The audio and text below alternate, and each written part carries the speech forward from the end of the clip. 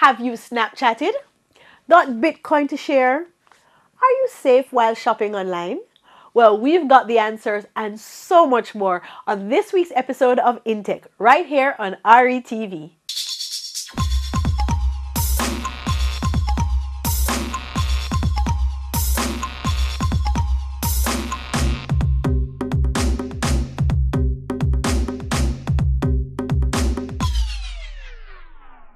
It's been a minute, but we are here on Intech. Give us 15 minutes and we'll give you all the important tech deets from across the globe and across our shores this week. No fluff, no foolishness, just the real deal with me, Carlette. With that said, let's get right to it. Today, in our App of the Week segment, we are highlighting the #1 app across all mobile platforms, even BlackBerry. It's Snapchat.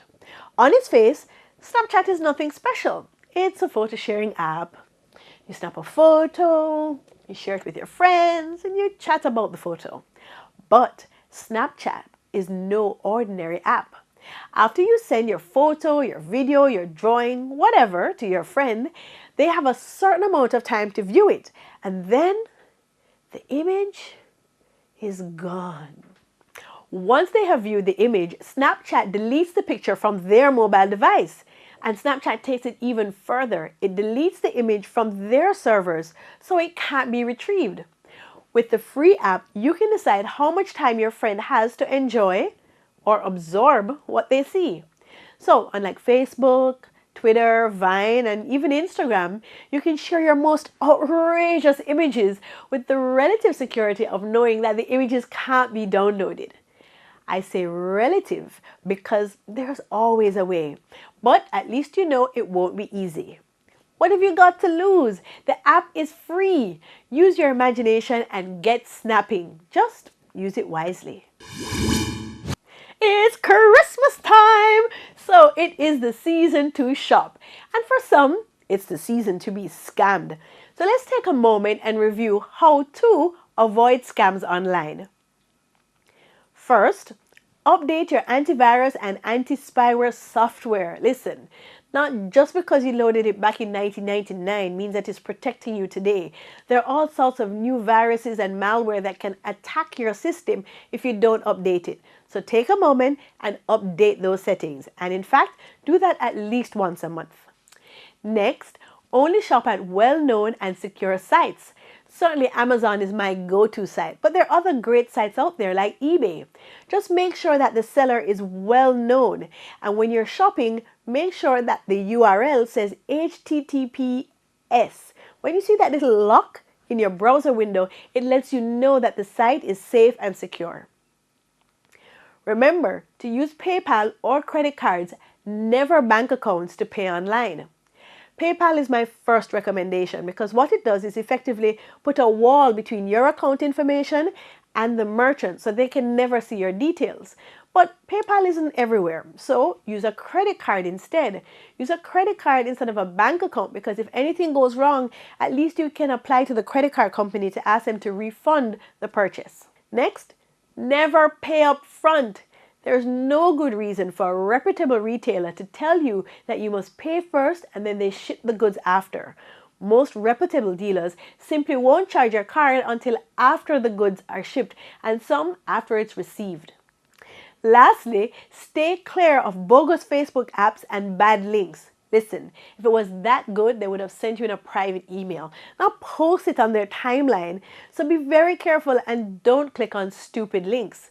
And if you follow all of these tips, I'm sure you'll have a wonderful and productive Christmas shopping season.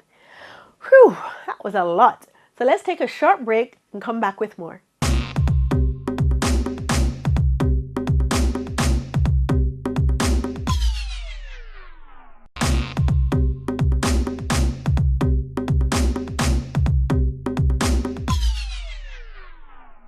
It's been hard to listen to the news recently without hearing the term Bitcoin. At its core, Bitcoin is digital currency. It's mined through a complex mathematical algorithm developed in 2009 by a covert programmer, or group of programmers, no one really knows for sure, known only as Satoshi Nakamoto. Bitcoin has no central bank or central authority. It's not tied to any country, company, or specific group. It also has no central market.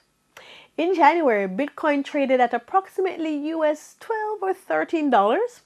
In December, it trades at approximately $1,300.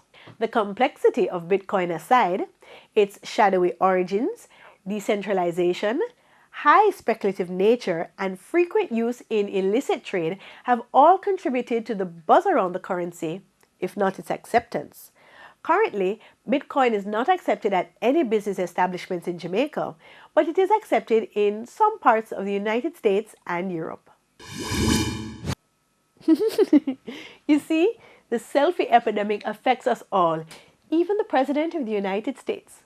While attending the 4-hour-long celebration of the life of the late human rights leader Nelson Mandela, President Barack Obama was caught on camera taking a selfie with fellow world leaders British Prime Minister David Cameron and Danish Prime Minister Helle Thorning-Schmidt. The leader of the free world received both flack and praise for snapping the commemorative image at the ceremonial event.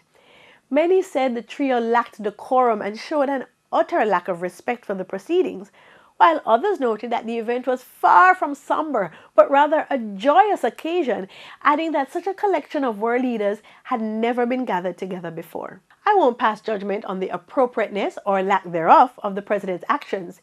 Instead, I suggest that we direct our time and efforts to more meaningful discussions. Why not read his tribute to Nelson Mandela instead? Even a self-proclaimed Apple fanboy like me could admit Google's Chromecast is an amazing, even game-changing piece of technology. This plug-and-play device retails for just $35 and it plugs right into the HDMI port of your HD TV and streams content wirelessly to what is most likely your primary screen. There's no need to replace your TV with an expensive smart TV, which really you should have a smart TV. This device gives you direct access to hot apps like Netflix, which, by the way, does work in Jamaica, and several others to stream movies, TV shows, music, images, and other content with ease. No remote is required, just a smartphone with the free app, and more features are being added every day. Here's my prediction.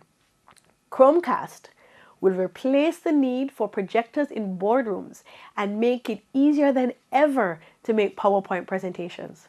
Yep, you heard it from me first. Certainly the new game consoles, the Microsoft Xbox One, yes, and the PlayStation 4 have stolen the spotlight recently, but classic games still offer a great game experience. Super Mario World 3D for the Nintendo Wii console is a wonderful game for all ages. It's easy to play. You don't need to be a hardcore gamer to pick up this game and get right involved. It gets increasingly challenging, which means that hardcore gamers are going to find that it offers them a challenge, and you will find it more challenging as you get better at the game. So it's not the same gameplay each time. It's also really cool because it lets multiple players play at once. Up to 4 players can play on a single screen and compete against each other to see who is the real Super Mario Brother. And of course, Super Mario Brothers have the coolest colorful graphics. I mean, I know it's not CGI-like graphics, but they're fun and lively and colorful, definitely worth playing.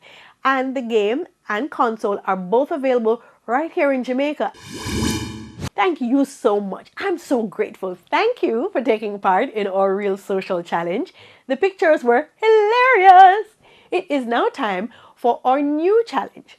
Using Facebook, Twitter, or Instagram, take a picture of retro tech. So here's your chance to pull out that BlackBerry with the track wheel, remember that? Or that 386 computer that you're using to cock the door at your house. Did you have a sidekick? You probably did. Take a picture of it and tag RETV in the picture on Facebook, Twitter, and Instagram. And the most innovative picture may win a prize. And that's it for today's show. I'm Carlette, encouraging you to get out and get real in technology.